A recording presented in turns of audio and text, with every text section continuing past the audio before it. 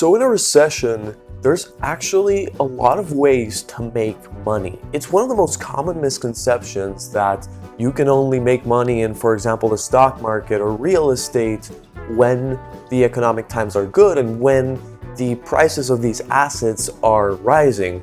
The reality is that you can make money in any direction, whether the markets are going up or down, whether the economy is doing good or bad. So right now, I'm going to share with you quite a few ways on how you can actually make money during hard economic times. This is also a very diverse list. I'm going to give you ideas that include business ideas, stock market investing, some other types of investments, so hopefully everyone can find something useful out of this list. So let's jump right in. So the first thing you can do is short sell. Short selling, for those who don't know, is essentially you selling a stock at a price and then rebuying it at a lower price. So all that difference is money that you pocket. It has its upsides and downsides. However, for example, you can only make so much profit because a company can only lose its value so much before it goes to zero. However, a company's stock can keep rising and rising and rising. So technically, your profit is limited while your risk is infinite. So you have to time it really well. Timing with short selling is key. This is not a thing where you can just do this and hold forever, because that sounds incredibly risky. There's a couple fees associated to it as well. So you will be paying those fees for a long time if you just buy and hold the short. So it is recommended. That's why it's called shorts. You're doing this in the short term. If you're going to short stocks, you can do it through most brokers. They're going to probably require a credit check, or they're going to require you to apply to short sell. However, once you get approved, you can short sell however you want. However, for those people who do not want to be exposed to that kind of risk, there's another alternative, and these are called inverse ETFs. Off the top of my head, one of the more popular inverse ETFs is called the DOW, which is just reverse Dow Jones. Basically, for every percent that the Dow Jones gains, the DOW loses 1%. But every time the Dow Jones loses 1%, the DOW gains 1%. So theoretically, if the stock market or the Dow Jones were to go down 15% and you're holding a bunch of shares of DOW, your investment is actually going to increase by 15%. And that provides an opportunity, since you can just buy and hold those stocks like you would any other stock. However, these have a completely inverse correlation with the market, and they actually give a little bit of dividends. Not a lot, but it's nice to receive that little compensation, even if you're going in the opposite direction as the Dow. If you want to get even more creative, there's something called leverage ETFs. So for those who don't know, leverage is essentially making more money with less money. And you can find ×2 or ×3 leverage ETFs. What does that mean? An inverse leverage ETF is, for example, the SPXL. The SPXL gains 3% for every 1% the S&P 500 loses in value. So if the S&P 500 were to lose 10% of its value, the SPXS would gain a whopping 30% of its value in that same time. Of course, the fact that it gains so much money quickly can mean that it can lose you a lot of money quickly. So the SPXS has to be held responsibly. And again, it is something that is usually held in the short term, even though it gives you dividends, even though it may quickly spike in value to make up for necessarily years of losses. And just like the SPXS, there are inverse ETFs for the majority of well-known and traded funds. There's the SQQQ for NASDAQ, for example. You can find shorts for oil ETFs, shorts for most likely precious metal ETFs, and the Dow as well. And you can find them leveraged by 2 times or 3 times usually. If you're interested in buying any of these ETFs or just investing in stocks in general, I highly recommend you use Webull as your broker. Webull gives you 2 free stocks when you register and deposit at least $100. And you can find the link for that down in the description, so you can get some free money, and hopefully you can also start investing, be it in short funds or in whatever you want. So next up, we have what is called recession-proof stocks. Now I'm putting the air quotes here because at the end of the day, any company is still subject to mismanagement. So any recession-proof stock can still see its margins cut during a recession for a plethora of different reasons, and also they can simply just be mismanaged in the first place. So it doesn't necessarily mean that a stock that is always going to have consumers or that is always going to perform well in recessions will actually match that performance, simply because human error exists. With that said, there's a lot of stocks that are well known to perform well during recessions in general, or to at least lose less than the broader markets. Those are generally stocks such as utilities, for example, your electricity provider, your natural gas provider, and there's also stocks such as McDonald's, where people say that if in general everyone's making less income, then more people will want to go and buy McDonald's burgers because they're just so cheap. Likewise, there's other stocks that generally have a very loyal client base, such as alcohol and cigarette stocks. Now, whether it is ethical what they're doing or to invest in them or not, that is up to you. I personally hold no investments, but generally they're known to hold their value very nicely and compensate well with dividends. Of course, before investing in any of these recession-proof stocks, you have to make sure that they're already great companies and that they're also going to perform well after a recession is done. So you have to do a delicate analysis, and every single stock purchase must be paired with due diligence. So next up, we have precious metals. Now, these are generally gold and silver, which are used as investments often, but you can also buy things such as platinum and palladium.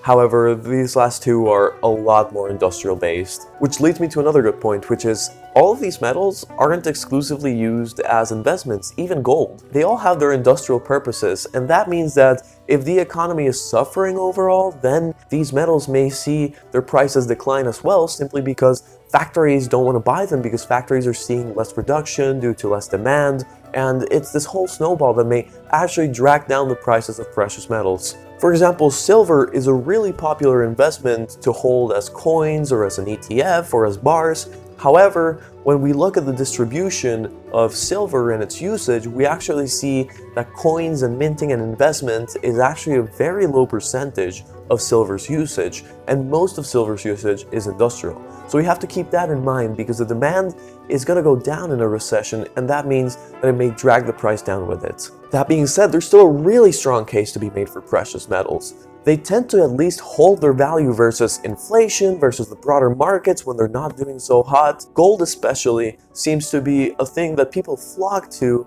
whenever there are hard economic times because they know that people all around the world are gonna recognize the value of gold. When you see a gold coin, you know that it's worth something. Maybe you don't know exactly how much, but you know it has high value within it. There's also a couple of ways to go about precious metals investing. You can, for example, buy and hold coins and bars of gold, silver, or platinum, which are actually made by most countries' governments. Every country has its mint, which produces its corresponding amount of gold and silver coins, and that gives them some international recognition. But if you're interested in liquidity, that is to buy and sell your gold and silver quickly with any swing in the price, then I personally recommend just moving that investment to the stock market. You can buy GLD, which is the ETF that tracks the gold price, and SLV, which is the ETF that tracks the price of silver. You can also buy ETFs of gold and silver mining companies. Again, these companies can still be mismanaged. These companies can still feel the turbulence of an economic downfall.